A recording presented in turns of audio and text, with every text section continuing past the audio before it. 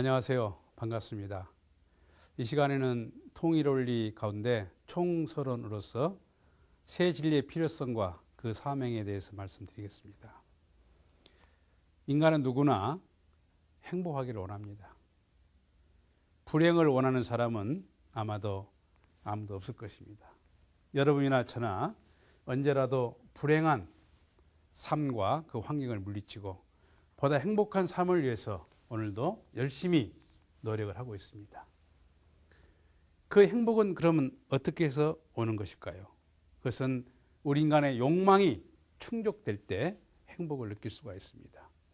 욕망이라고 하면은 우리는 여러 가지 유형을 생각해 볼 수 있습니다. 지식을 찾고 싶은 욕망, 또 권력을 찾고 싶은 욕망, 그리고 명예를 갖고 싶은 욕망, 재물을 쌓고 싶은 욕망, 그런 욕망들이 충족될 때 우리는 만족을 느끼는 것입니다. 그 욕망이 없다면 우리 인간은 어떤 성장이나 발전은 없을 것입니다. 우리가 성장에 자극을 주는 것은 욕망에 자극을 줄 때 성장에 자극을 준다, 이렇게 말씀드릴 수 있습니다. 그런데 그 욕망에 대해서 그 본연을 흐려서 우리는 악하게 생각하는 경우가 많이 있다는 것입니다. 왜 그러겠습니까? 그것은 우리가 살아가는 생활 환경이 선보다는 악으로 기울일 수밖에 없는 그런 환경권에 우리가 살고 있기 때문에 선입견에 있어서 욕망이라고 하면 악하다, 이렇게 생각을 합니다. 그래서 악한 사람들에게 저 사람 참 욕망이 가득하다, 그렇게도 말을 하지 않습니까? 그러나 우리 인간에게는 그런 마음만 있는 게 아니고 보다 더 행복한 삶을 위해서 본심이 기뻐하는 선을 지향하는 마음이 있다는 것입니다. 보다 더 선하게 살고 싶은 마음, 본심이 기뻐할 수 있는 희생하고 봉사하고 사랑하는 그 마음을 가지고 행복을 찾아간다는 것입니다. 그러한 삶을 지향하는 사람들을 우리는 도인들의 삶이다. 또 대부분의 지성인들이 그러한 행복을 찾아서 가고 있는 것을 우리는 볼 수가 있습니다. 그러면 이처럼 모든 사람들이 선하게 살고 싶고 또 본심이 기뻐하는 행복한 삶을 찾아가고 있는데 왜 행복한 개인, 그리고 행복한 가정, 행복한 사회는 우리에게 찾아오지 않겠습니까? 그것은 바로 그렇습니다. 우리 인간 자체 내에 선을 지향하는 본심과 악을 지향하는 사심이 있다는 것입니다. 소위 말하면 선을 지향하는 욕망이 있다는 거예요. 선의 욕망이 있고 그리고 악의 욕망이 있다는 것입니다. 그러니까 악의 욕망이 충족되면 불행하고 선의 욕망이 충족되면 행복합니다. 그런데 우리는 선을 향하는 마음과 악을 향하는 마음이 자체 내에서 끊임없이 투쟁하고 갈등하고 있다는 거예요. 그런 인간의 모습을 한마디로 표현한다면 모순된 존재다 하는 것입니다. 아마 여러분도 누군가가 대화를 하다가 너는 참 모순됐다, 이렇게 평가를 받는다면 썩 기분이 좋지 못할 것입니다. 그러나 선하게 살고 싶어서 기도를 많이 한 사람이라면 내 안에 얼마나 모순 덩어리가 있는가 하는 것을 고백하게 되어 있습니다. 그래서 로마서 7장 22절 이하를 보면은 사도 바울 선생은 내 지체 속에 또한 다른 법이 있어 내 마음의 법과 싸워 나를 죄의 법 아래로 이끌어간다. 나는 공고한 사람이다. 괴로움을 표현하고 있습니다. 이처럼 모순된 존재로서는 생성될 수도 영속할 수도 발전할 수도 없습니다. 그래서 그 모순된 존재를 다른 말로 표현하면 파멸 상태에 놓여 있다, 이렇게 말씀드릴 수 있겠습니다. 여러분, 물컵이 있다면 그 물컵은 목이 마를 때 물을 마시는 것입니다. 목이 마를 때 물을 마시고 싶었는데 물이 없어져 버렸다. 이처럼 물을 담는 그릇이 물을 담을 수 없게 됐을 때 존재의 의미를 잃는 것처럼 모순된 존재는 파멸 상태, 소위 파멸될 수밖에 없는 것입니다. 그럼 본래부터 우리 인간이 그렇게 태어났을 것이냐? 아닙니다. 그런 존재는 태어날 수 없습니다.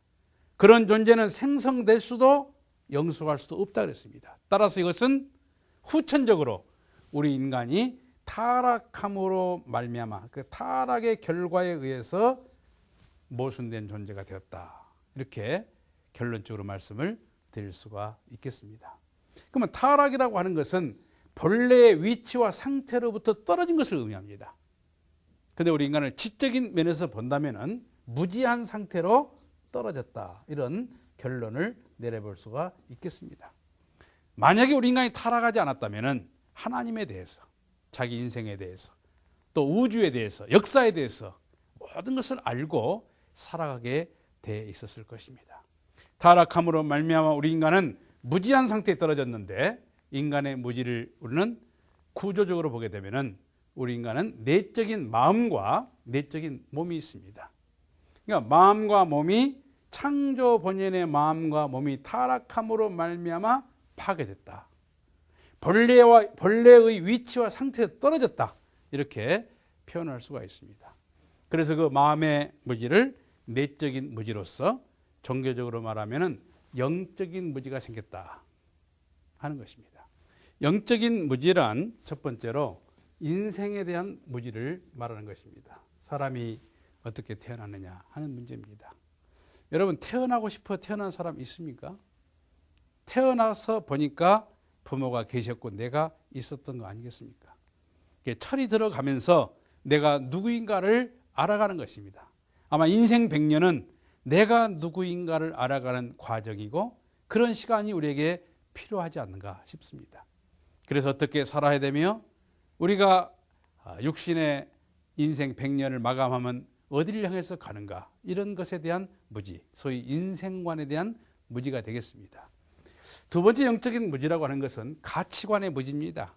도대체 선은 무엇이고 악은 무엇이냐 하는 문제가 되겠습니다. 우리가 선하게 산다고 열심히 살았지만 역사를 두고 되돌아보면은 그 선이 악으로 바뀔 때가 얼마나 많습니까? 그렇지 않습니까? 주권자가 바뀔 때마다 선악의 기준과 개념은 바뀝니다. 무엇이 선이고 무엇이 악이냐, 이거 알 수 없게 되었다는 것입니다. 소위 가치관에 대한 무지가 되겠습니다. 세 번째는 역사입니다. 우리가 역사가 어떻게 출발했으며 어떤 과정을 거쳐서 어디를 향해서 가고 있는가라고 하는 무지인 것입니다. 역사관에 대한 무지입니다. 인생관, 가치관, 역사관, 이것을 잃어버리게 된 가장 근본적인 문제는 뭐냐? 소위 말하면 신관이 되겠습니다. 하나님에 대해서 우리가 알지 못하기 때문에 인생관에 대해서, 가치관에 대해서, 역사관에 대해서 무지할 수밖에 없다 하는 것입니다. 만약에 우리가 하나님을 알게 된다면 우리는 인생관이나 가치관이나 역사관에 대해서 그 근본을 깨우칠 수가 있다 하는 것입니다. 두 번째로는 우리 인간의 몸과 같은 외적인 무지로서 소위 과학적으로 말하게 되면 육적인 무지를 의미하는 것입니다. 육적인 무지는 뭐냐? 첫 번째, 우리 인간의 인체에 대한 비밀을 우리가 몰랐다는 것입니다. 여러분, 그렇지 않습니까? 숨을 쉬고 살아가는 우리가 하루에 몇 번 숨을 쉬느냐? 잘 모릅니다. 또 눈을 몇 번 깜빡거리느냐? 잘 모릅니다. 내 구조가 어떻게 되어 있으며 내 소위 심장의 구조가 어떻게 되어 있으며 오장육부가 어떻게 되어 있으며 너무나 모르는 것이 많다는 것입니다.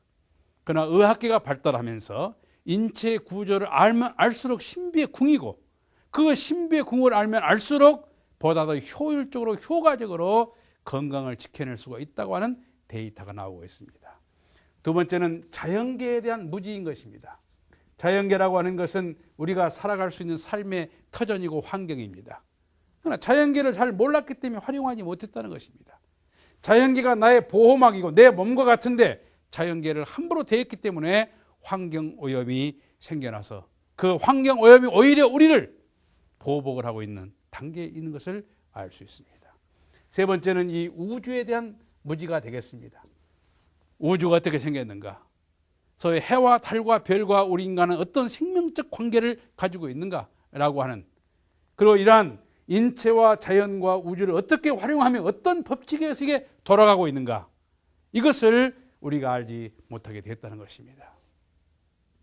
이러한 무지한 상태에 떨어진 인간은 그 무지를 극복하고 지혜로 찾아나가기 위해서 몸부림을 치고 있습니다. 다시 말씀드리면 내적인 무지를 극복해서 타개함으로 말미암아 내적 지혜로 나가기 위해 내적 진리를 추구해 나온 것을 종교의 길이다, 이렇게 말씀드릴 수가 있겠습니다. 종교라고 하는 것은 이처럼 우리 인간의 내적인 무지, 소위 본질적인 무지를 타개하기 위해서 하나님이 세운 방편입니다. 인생이 무엇이고 역사가 무엇이고 가치가 무엇인가, 그 본질적인 문제를 찾아주는 가장 마루가 되는 가르침, 가장 본질적인 가르침이 뭐냐? 종교적인 가르침이 되겠습니다. 그래서 많은 사람들은 내면 세계의 가치를 가지고 인생의 목적을 성취하기 위해서 내적인 지혜를 찾아 나선 사람들이 있습니다. 이 사람들을 구도의 길을 가는 사람들이다, 이렇게 말씀드릴 수 있습니다. 물론 기도하고 정성을 들이고 가치를 찾아가다 보면 내면 세계에 충분한 기쁨이 있고 가치가 있고 보람이 있을 것입니다. 그러나 결국에는 내면 세계를 추구했던 사람들의 벽이 뭐냐? 물질입니다. 현상 세계입니다. 현실 속에 살면서 내적인 가치만을 추구할 수가 없다는 스스로 자가당착에 빠지는 경우를 우리는 많이 볼 수가 있습니다. 두 번째로는 외적인 무지를 통해서 그 외적인 무지를 타개함으로써 외적인 지혜에 이르고자 외적 진리를 추구해 나온 것이 뭐냐면 과학의 길이 되겠습니다. 그 과학의 성장과 발전, 이건 참으로 놀라운 것입니다.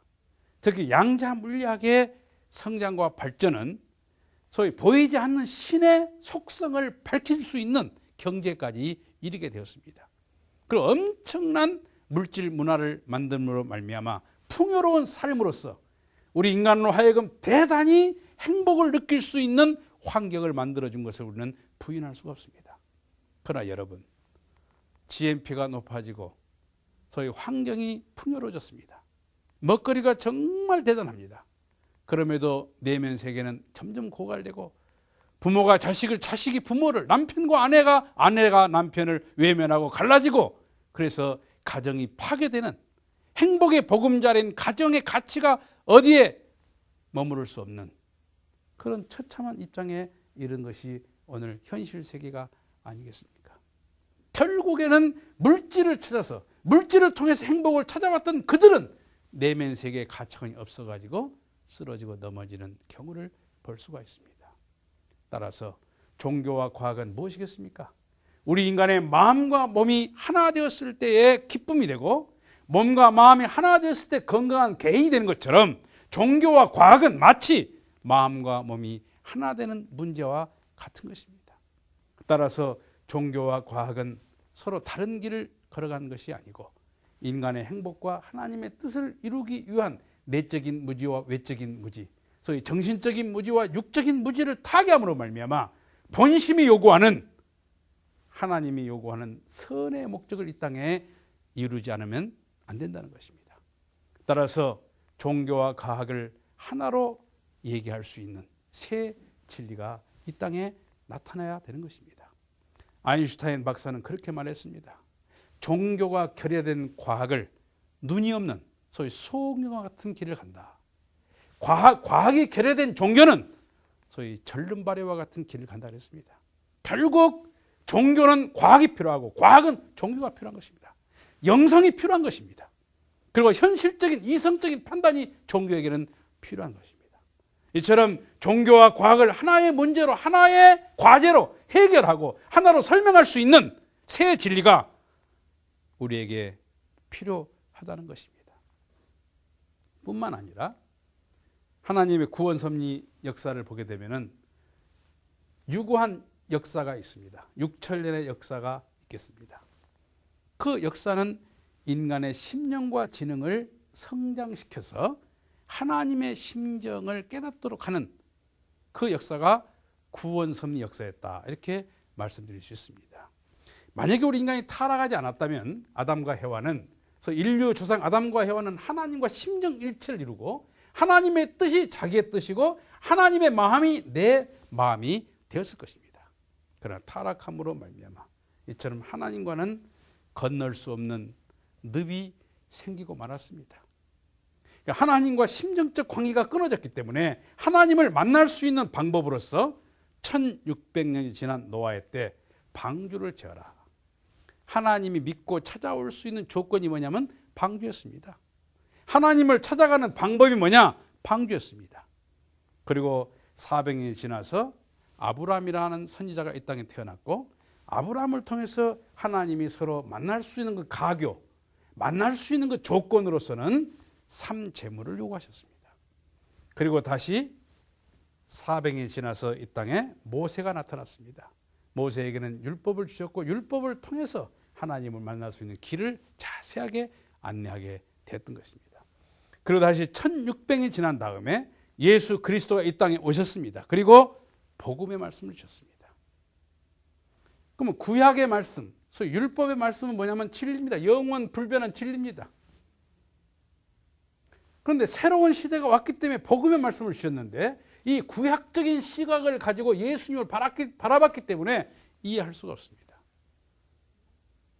이단자로 몰릴 수밖에 없는 것입니다. 새로운 시대가 되었지만 과거의 시각을 가지고, 과거의 관점을 가지고 오늘을 봤다는 거예요. 그런데 20세기 이후 우리 사회는 참으로 혁명적 변화, 발전을 가져오고 있습니다. 삼성경제연구소의 자료를 보니까요, 우리 한국 사회가 가지고 있는 지식과 정보 사이클이 200여일이 되면은 2배가 된다 그럽니다. 아무리 지식인 집단이라 할지라도 1년 전에 생각을 가지고 오늘을 판단한다, 오류를 범할 수 있다는 경고를 하고 있습니다. 1년 전에 생각을 가지고 오늘을 얘기한다, 영안실 이론이다, 이렇게까지 혹평을 하고 있습니다. 2000년 전에 주셨던 하나님의 말씀을 가지고 오늘 현대인들을 하나님 앞에 인도하기는 무리라는 말씀이 되겠습니다.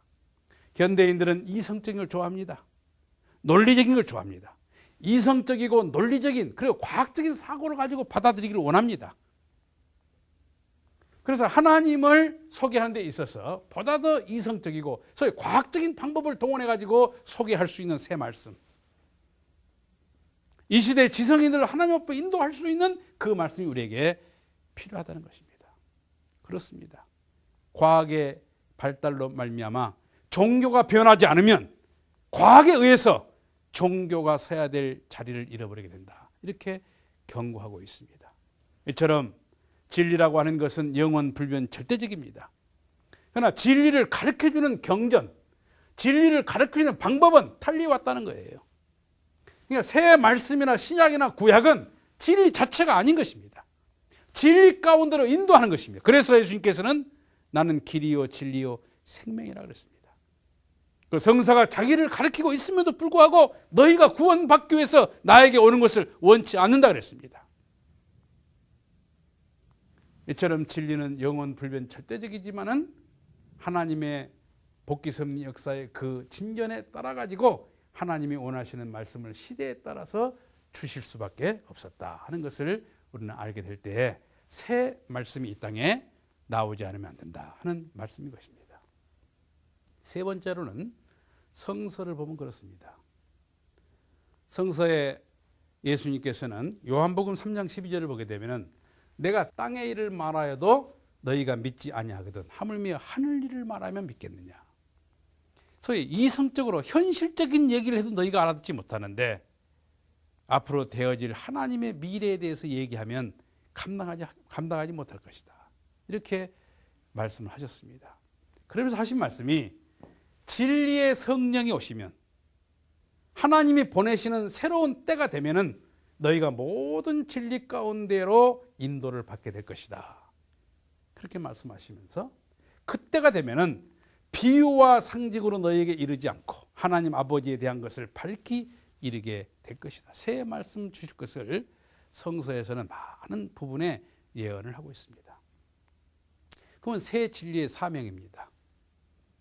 새 진리는 첫 번째로 우리 인간의 양면의 무지, 그러니까 내적인 무지와 외적인 무지를 극복할 수 있는 말씀이 아니면 안 됩니다. 소위 종교적인 모든 난 문제를 해결할 수 있어야 됩니다.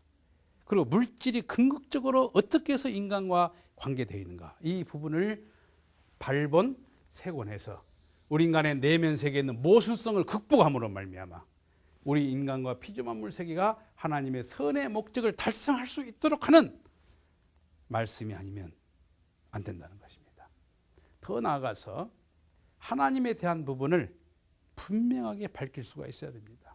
하나님은 어떤 분이시냐 하는 것입니다. 그리고 하나님 어떤 심정을 가지고 있는가. 성경에 주여 주여 하는 자마다 천국 가는 것이 아니고 하나님의 뜻대로 사는 자가 천국을 간다 그랬습니다. 하나님의 뜻이 뭐냐? 하나님의 심정이 뭐냐? 또 하나님과 우리 인간은 어떤 관계를 가지고 있느냐? 이 부분을 분명하게 밝힐 수 있어야 될 것입니다. 하나님의 심정에는 세 가지의 심정이 있습니다. 첫 번째는 창조의 심정입니다. 하나님께서는 당신의 모습을 담게 우리 인간을 창조했다 그랬습니다. 우리가 작품 세계를 보게 되면은 자기가 만드는 작품을 보고 굉장한 기쁨과 희열을 느낍니다. 1000년 그림을 그렸으면은 1000년의 1년 동안 그림을 그려서 그 결과가 나오게 되면은 그 결과에 대해서 그 고생하고 힘들었던 것을 다 보상받게 되는 것입니다. 인간을 지어놓으시고 하나님이 어떠한 심정을 가졌을까? 그게 창조의 심정이 되겠습니다. 근데 그런 인간이 하나님의 품을 떠났을 때, 소위 하나님의 뜻을 배반하고 타락했을 때 그 타락한 모습을 바라보시는 하나님의 심정은 어떠했을 거니까? 타락의 심정이 되겠습니다. 여러분, 효자가 되기를 기대하고 모든 것을 투자했는데 그 자식이 부모의 모습을 외면하고 돌아섰을 때 가슴이 터지는 아픔을 느끼는 것입니다. 그러나 부모는 그 자식을 버릴 수 없지 않습니까? 그 떠나버린 자식이 돌아오기를 기다리고 떠나가버린 자식이 돌아올 수 있는 길을 찾아서 끝까지 그를 바른 길로 인도하고자 하는 것, 이것이 곧 하나님의 구원의 심정이 되겠습니다. 인간을 구원하는 구원의 심정이 되겠습니다.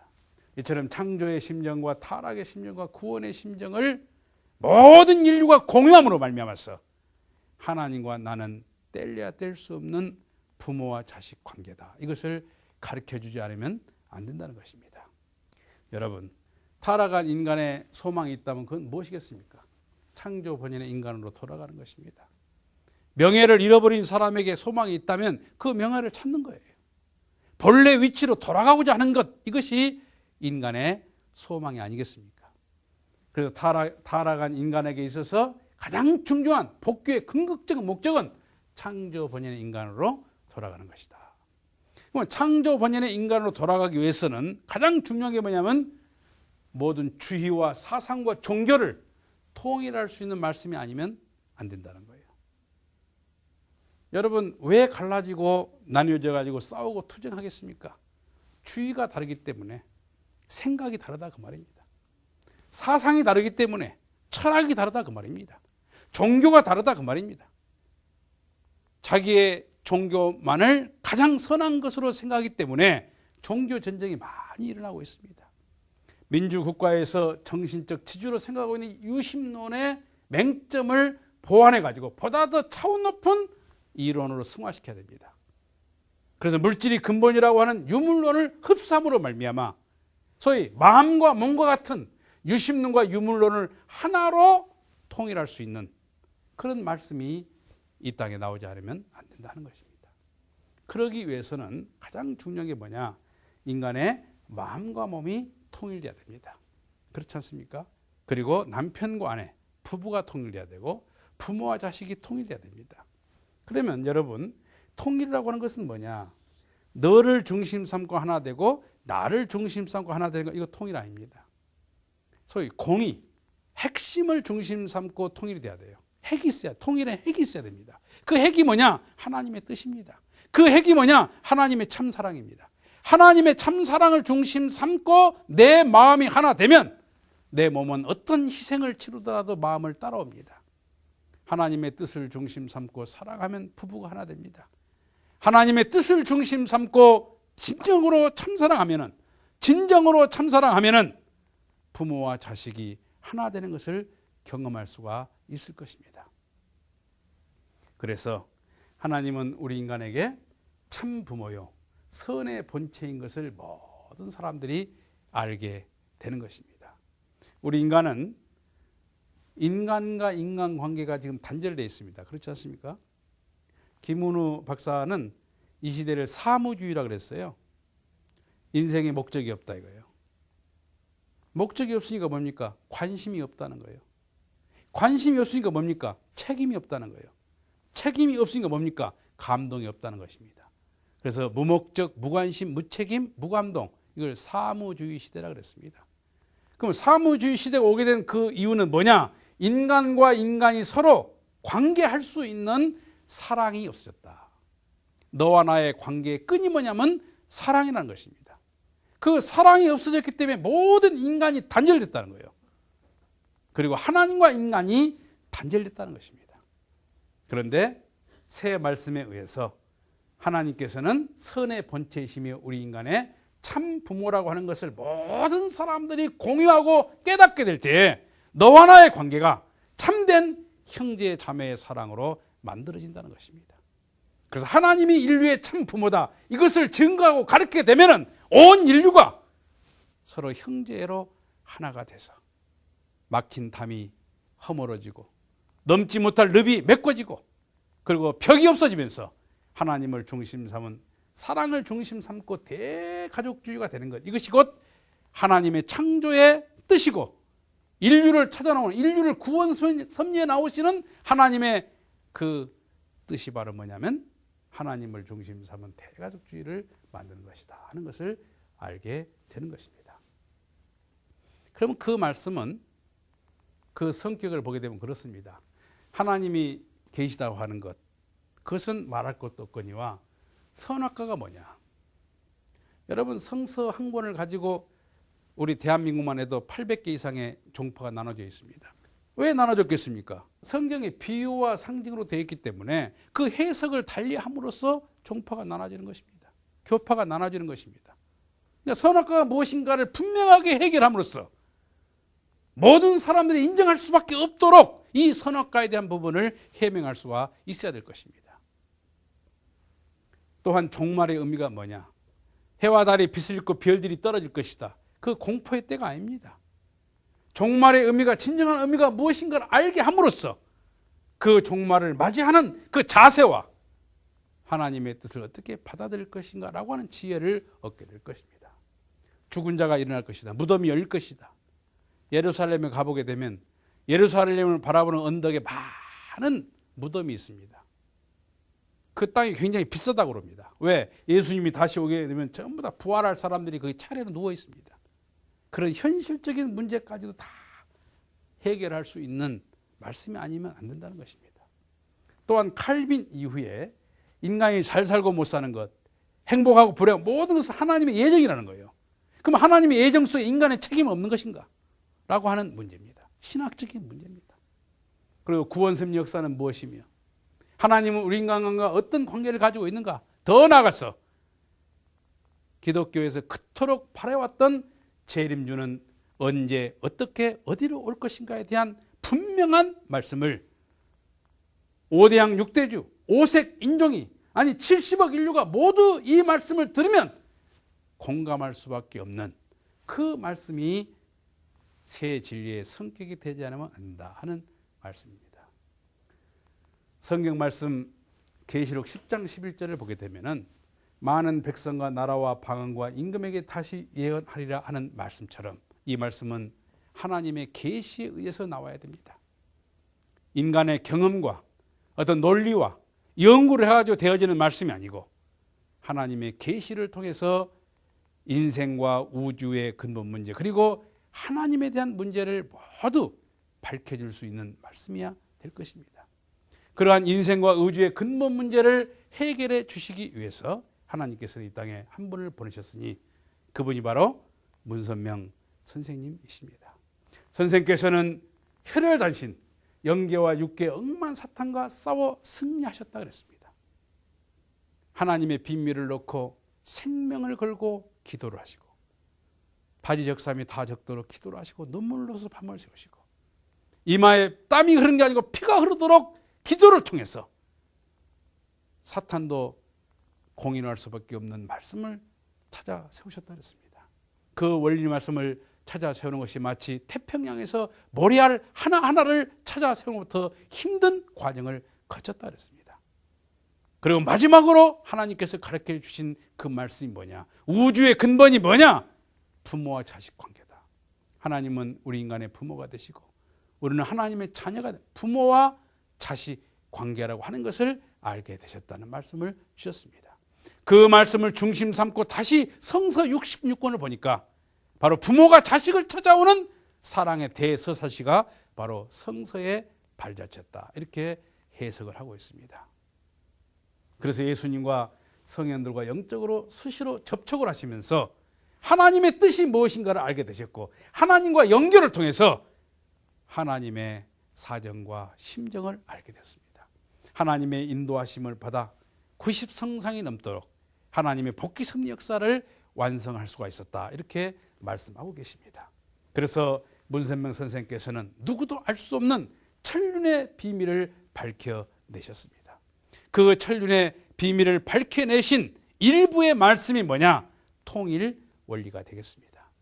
통일 원리는 여러분 지금까지 말씀을 드렸던 것처럼 새 진리가 되겠습니다. 이 새 진리를 우리가 공부함으로써 하나님은 물론 인생과 우주의 근본 문제를 해결받을 수가 있을 것입니다. 그래서 여러분과 저는 보다 더 행복하고 가치 있는 삶을 살아갈 수 있다는 말씀을 드리고 싶습니다. 여러분, 다음 시간에는 하나님은 어떻게 존재하시는가, 하나님과 인간은 어떤 관계를 가지고 있는가에 대해서 말씀을 드리도록 하겠습니다. 감사합니다.